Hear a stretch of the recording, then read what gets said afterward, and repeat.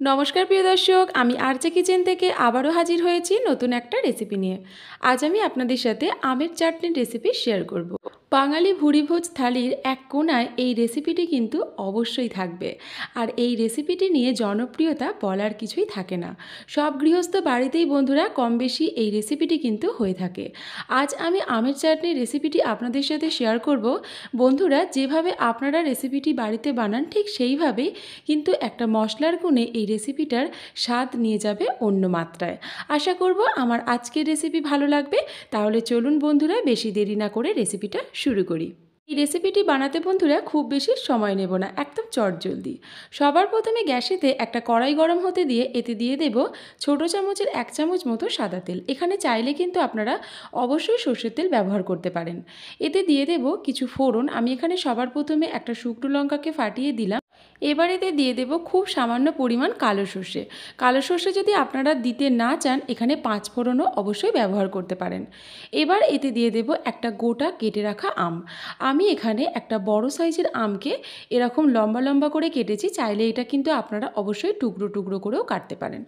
এবার এটাকে হালকা একটু নেড়ে চেড়ে নেব তেলের সাথে। খুব বেশিক্ষণ এখানে নাড়াচাড়ার একদমই দরকার নেই। এতে এবার দিয়ে দেব স্বাদ মতো নুন।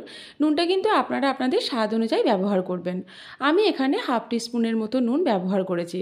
তবে আমটা যদি খুব বেশি মিষ্টি হয় তাহলে খুব বেশি নুন দেওয়ার প্রয়োজন হবে না। এবার এতে দিয়ে দিলাম হাফ টিস্পুন মতো হলুদ গুঁড়ো। এখানে খুব বেশি হলুদ গুঁড়োরও দেওয়ার প্রয়োজন নেই। এবার গুঁড়ো মশলাটা খুব ভালো করে কষিয়ে নিতে হবে, যেন কাঁচা গন্ধ একদমই না থাকে। আর এটা কিন্তু নাড়াচাড়া করতে হবে একদম হালকা আঁচেতে। বেশ কিছুক্ষণ হলুদ গুঁড়োটাকে ভালো করে নাড়াচাড়া করে আমের সাথে মিশিয়ে দেওয়ার পর এতে এবার দিয়ে দেব 1 কাপ মতো জল। এখানে একটা বড় সাইজ আমের জন্য বড় কাপের 1 কাপ মতো আমি জল ব্যবহার করেছি। এবার জলটা দিয়ে আমটাকে একটু সেদ্ধ হতে দেব। সেই ফাঁকে আমি একটা ভাজা মশলা তৈরি করে নেব। আমি এখানে আগে থেকেই 2টো শুকনো লঙ্কা আর 1 চামচ মতো 5 ফোড়নকে শুকনো খোলায় ভেজে রেখেছিলাম। এটাকে এবার গুঁড়িয়ে নেব। আমেতে এখন কিন্তু ফুট ধরে গেছে। এবার এতে মিশিয়ে দেব স্বাদ মতো চিনি। চিনিটা কিন্তু অবশ্যই আপনারা আপনাদের স্বাদ অনুযায়ী ব্যবহার করবেন। আমি এখানে 3 টেবিল চামচ মতো চিনি ব্যবহার করেছি। এই আমের চাটনিটা বন্ধু যেহেতু ঝাল মেশাবো, তাই টক ঝাল মিষ্টি হলেই খেতে ভালো লাগবে। তাই চিনির পরিমাণ মেশানোর সময় একটু খেয়াল রেখে মেশাতে হবে, যাতে খুব বেশি মিষ্টিও না হয়ে যায়, আবার খুব বেশি টকও যেন না হয়। এখানে আমি 2-1টা আমকে একটু গালিয়ে দিচ্ছি যাতে গ্রেভিটা একটু মোটা হয়। বেশ কিছুক্ষণ ধরে আমটাকে ভালো করে ফুটিয়ে নিয়েছি বন্ধুরা। একদমই সুন্দরভাবে তৈরি হয়ে গেছে এটা। এতে এবার মিশিয়ে দেব তৈরি করে রাখা ভাজা মশলাটা। আমি এখানে 1.5 চামচের মতো ভাজা মশলা ব্যবহার করেছি। সবটুকু ভাজা মশলা দিয়ে দেওয়ার পর এবার এই ভাজা মশলাটাকে আমের সাথে একটু নাড়াচাড়া করে মিশিয়ে দেব। এখন কিন্তু গ্যাসের আঁচ একদম কম রাখবো।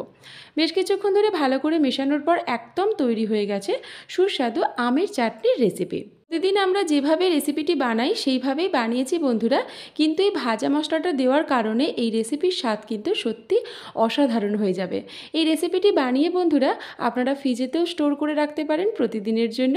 আশা করব আমার আজকের রেসিপি ভালো লেগেছে। আমার আজকের রেসিপি ভালো লাগলে অবশ্যই লাইক বা কমেন্টের মাধ্যমে জানাবেন। আর আমার চ্যানেলে যদি নতুন দর্শক হয়ে থাকেন, অবশ্যই আমার চ্যানেলটিকে সাবস্ক্রাইব করার অনুরোধ করলাম। সবাই ভালো থাকবেন, সুস্থ থাকবেন। আমার আজকের রেসিপি দেখার জন্য সবাইকে অনেক অনেক ধন্যবাদ।